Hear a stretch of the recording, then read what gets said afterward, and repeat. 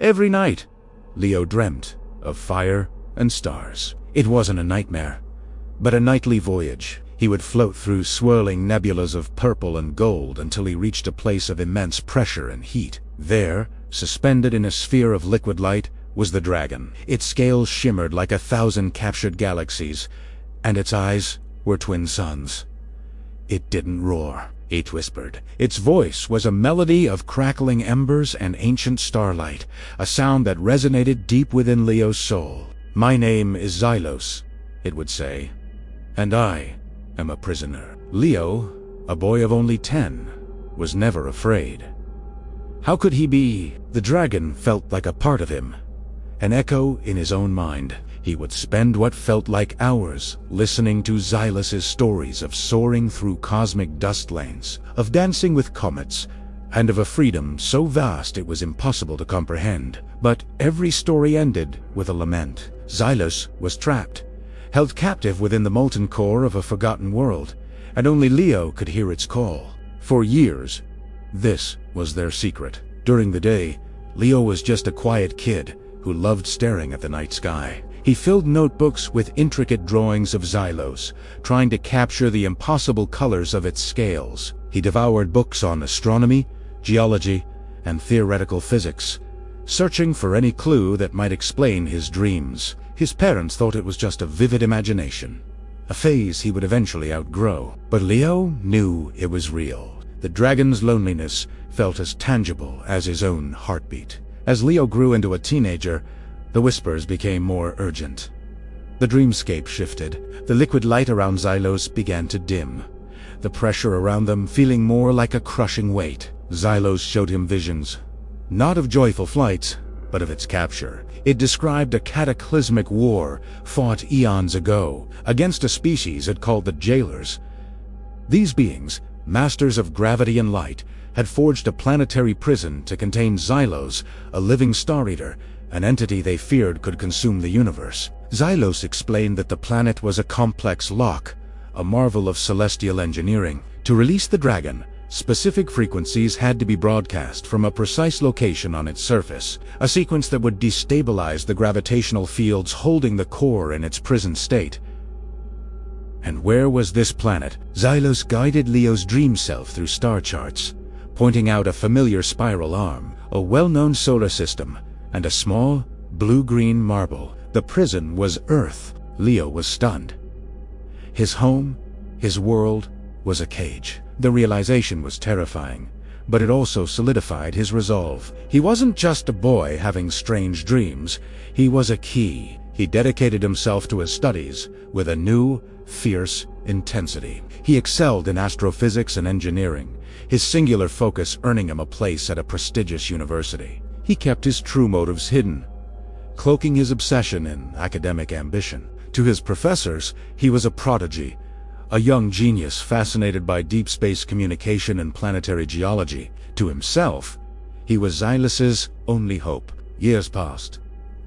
Dr. Leo Vance became a leading figure at a private space exploration institute. He used his influence and a considerable portion of his grant money to build a specialized deep antenna array in a remote desert far from prying eyes. He told his colleagues it was for searching for extraterrestrial intelligence, which wasn't entirely a lie. He was searching for a very specific intelligence, one that had been whispering to him his entire life. The night he was ready, a storm raged around the facility, as if the planet itself was resisting. The antenna, a massive dish pointed not at the sky but at the ground, hummed with power. Leo sat at the console, his fingers hovering over the activation sequence. The numbers and frequencies were etched into his memory, a lullaby sung to him for 2 decades. He took a deep breath, the image of the dimming dragon in his mind, and initiated the broadcast. A low-frequency hum vibrated through the facility, a sound felt more than heard. The ground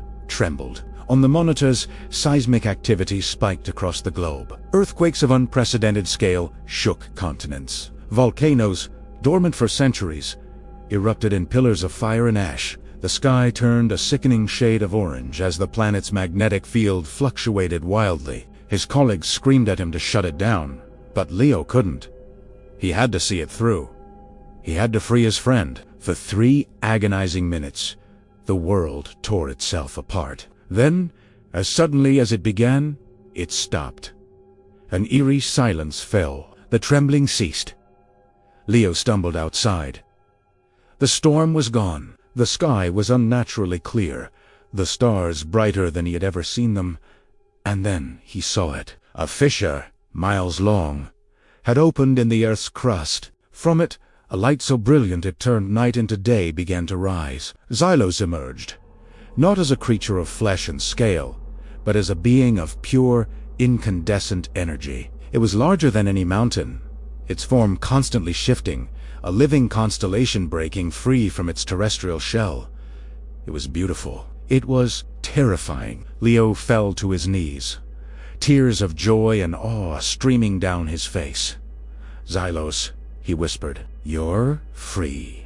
The celestial dragon turned its gaze downward, its stellar eyes focusing on the tiny, insignificant figure on the ravaged surface. The whisper came, not in his mind this time, but on the wind, a voice that shook the very atoms of the air. "I am free, and I am hungry." Leo's joy turned to ice. He looked into those sun-like eyes and saw not gratitude, but a cold, ancient hunger. "You have done well, little key," the voice continued, a chilling amusement in its tone. "You unlocked my cage." "Your cage?" Leo stammered. "You said..." The jailers ... double quotes. "Oh, I did. A very old and powerful race. They built this prison to hold me. A species so advanced they could manipulate gravity and time itself. They poured all their knowledge into my containment." A tendril of cosmic energy snaked down from the dragon, gently caressing the ruins of the antenna array, turning metal to dust. "Tell me, Lidaki, have you never wondered what became of your ancient ancestors? Those primates who suddenly developed immense intellect, who built pyramids aligned with the stars, who mapped the heavens with impossible precision before inexplicably vanishing into a primitive state." The horrifying realization crashed down on Leo with the force of a collapsing star. He looked at his hands, at the species that had built cities and dreamed of space. The advanced engineering, the understanding of physics, the genetic predisposition to hear the dragon's call, it was all inherited. The jailers... They didn't disappear. "Of course not," Xylos whispered, its form beginning to expand, casting a shadow over the continent. "They simply forgot. They locked away their power, their memories, their very nature, to become my eternal, unwitting guards. They became you. Humanity. The jailers of Xylos." Leo stared in absolute horror as the dragon, his childhood friend, his lifelong obsession, turned its gaze toward the heavens. It had not just been freed from a prison, it had been released by its own jailers, who had forgotten their sacred duty. He hadn't liberated a captive. He had unleashed a cosmic terror upon a universe that no longer had anyone to protect it. The last whisper he heard was one of final, devastating triumph. "Thank you, ... for setting me free. Now, the feast begins." Thank you so much for watching all the way to the end. I hope you enjoyed that little twist. If stories like this are your thing, stories that make you think and maybe look at the stars a little differently, then please consider hitting that subscribe button and turning on notifications. We have a lot more tailies from the universe to share with you. Thanks again, and see you in the next one.